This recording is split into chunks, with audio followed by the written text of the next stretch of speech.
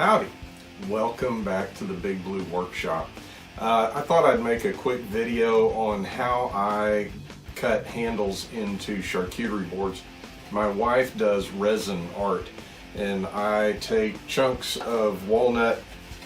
This is about an 8.5 inch wide piece, and I've got my template sitting here.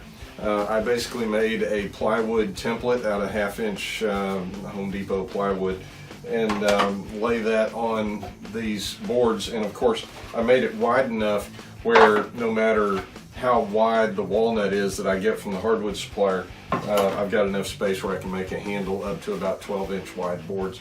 So take a look, see what you think, and click subscribe. And don't forget to check out my other videos on the page. Thanks so much.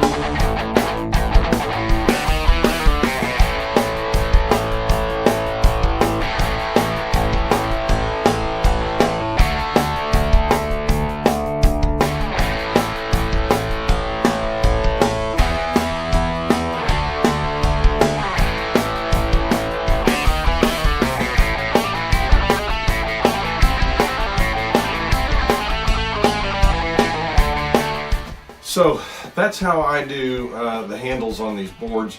I use the kind of the mid-size Bosch laminate trimmer to do that.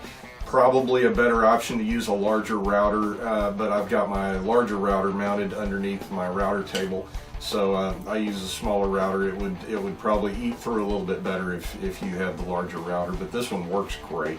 I use it for cutting all the holes in my cornhole boards and doing all kinds of trim work. So again, click subscribe, click like, and leave a comment for sure. Have a great day.